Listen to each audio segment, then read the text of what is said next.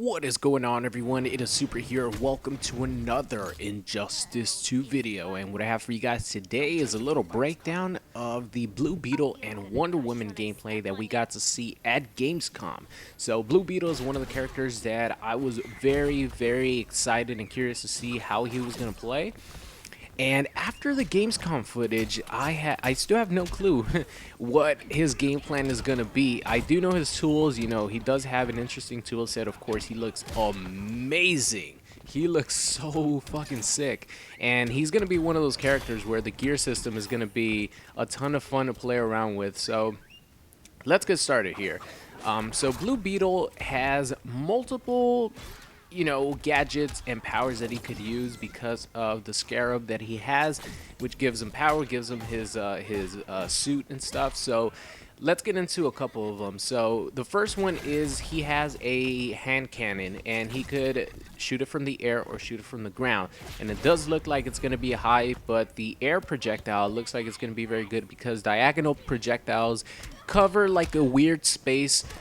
And sometimes it's very hard to get around. So, having that air projectile is going to help him out a lot. I don't know if you're going to be able to instant air it. I'm pretty sure you are.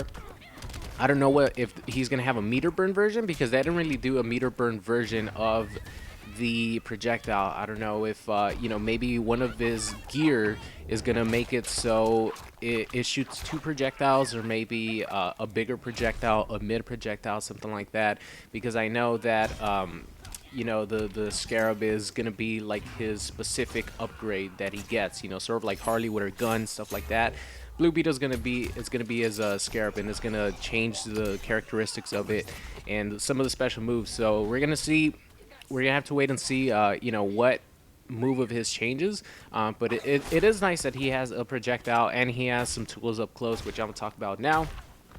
One thing that I noticed is, I don't know who was using Blue Beetle, but he was getting, I don't know if it was on purpose, but he was getting a lot of input errors on the air stab. Like, it looks like it's a good anti-air stab if you know your opponent's going to jump, or if you could do it on reaction. I don't know how reliable it's going to be, because I know in the first Injustice game, the best anti-air is just to down two somebody, because down twos take priority, I believe, over jump ins, except for jump threes.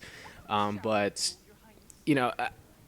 I saw many times where he would go for the combo and then he would accidentally do the air stab. So I don't know if that's because of what's it called, negative edge, or maybe input shortcut, something like that. But it definitely looks like it wasn't intentional. But moving on here to something that you guys are gonna see here. There you go.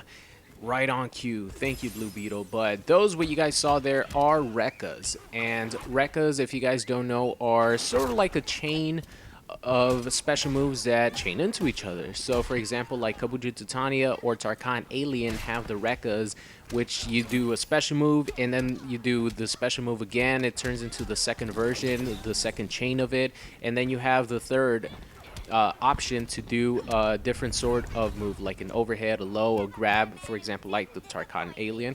And that's what Rekkas are. They're a series of special moves that chain into each other, depending on how fast you input the moves. And sometimes, for example, like in MK, if you input them really slowly, your opponent could actually armor through it or backdash through it. But if he gets hit, you have more frame advantage. So I don't know how it's going to work here. It looks like he inputted them really fast, so I don't know if you're gonna be able to like put a significant gap in between them. But it's always nice to have Rekkas, because they are a very powerful tool, because it's, Rekkas are all a mind game. Whether you could, like I said, delay them, you could do it quickly, you could stop, and maybe your opponent is expecting the third Rekka to come out and you don't do the third Rekka, you go into your offense again, so it's all a mind game when it comes to Rekkas, which I really enjoy. So one thing that I did notice is that the first part of the Rekka for Blue Beetle actually starts off with a low, which is very interesting, because I don't know how many overheads he's gonna have. But having the first part of the Rekka start off with a low is going to be very powerful. So moving on here to his traits, and his trait was a little confusing for me, because I don't know what it did. I know that it gave him the blades, like he takes out the blades, so it obviously gives him a lot more range. So he pretty much has the Tarkatan blades at his disposal when he has his trait activated, which, you know, is really good, right? Maybe it extends his combos. Oh, by the way, for his Rekkas, he does have a grab Rekka. You know, sort of like Tarkatan Alien again, you know, you guys getting a little picture here of, you know, a version of Blue Beetle's game style is probably going to be like Tarkhan Alien because of the Rekkas, but he'll have a projectile, which is going to be really good. But the third hit of a Rekka, you know, he does have the ability to grab you and then bounce you off the ground for a combo if you decide to spend the bar of meter. So that's nice to have. But like I was talking about before, his trait, it looks like it only, you know, makes it so you have access to his blades for what is it, 5 seconds of his trait activation. Let me know in the comments. Maybe you guys saw something different. Oh my god, right there, what you guys saw was amazing. Something that's awesome in this game that carried over from MKX, and of course I'm talking about Blanche. So in this bar stage, you're actually able to throw a human to your opponent like Blanche in the Outworld market, which is awesome. You pretty much kill a human, guys. Do you realize that? Whoever you're using here, if you're using Superman, Wonder Woman just killed that guy. She just murdered him because she is incredibly strong. There's no way that human is going to survive that impact. That's pretty fucking funny. I thought that was really, really cool. So back to what I was saying. If you guys noticed anything different about Blue Beetle's trait, let me know in the comments. Maybe it does increase, like, maybe it changes the characteristics of his blast as well. I don't even know, because it only looked like it gave him his access to his blades. But like I said, if you guys see something different, let me know. He also has like a regular grab that you could end your combos with. It looked like it did a good amount of damage, you know, so that's nice to have a nice combo ender, a nice damaging combo ender. And last but not least, like I mentioned, he has the air stab that you could use to anti-air people. And, you know, I don't know how reliable it's going to be, but we're going to have to wait and see. So moving on here to Wonder Woman, which you guys have been seeing gameplay of. Number one thing that I want to say about Wonder Woman, she looks way better.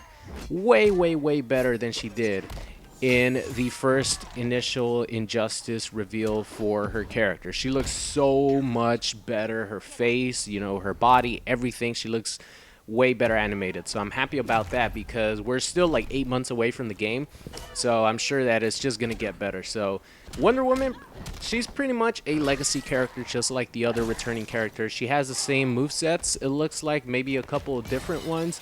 I noticed she has like an air ground pound. I don't know if she had that in the first Injustice, but the big difference for her is her trait.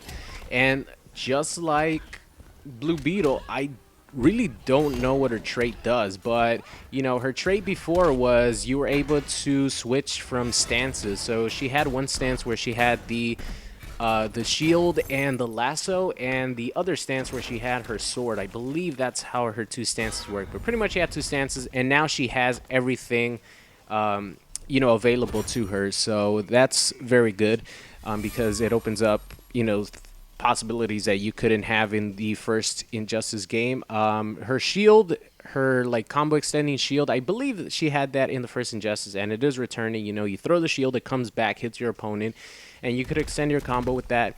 She also has an air shield toss. And back to her trait. So her trait has like, I believe, 3 different versions that you could do.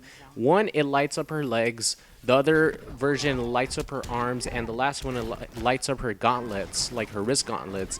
And I believe if you call the one that's, if you activate the one that lights up her wrist gauntlets, you actually get a parry, because it looked like, you know, the person using Wonder Woman was trying to parry the other person. It didn't work.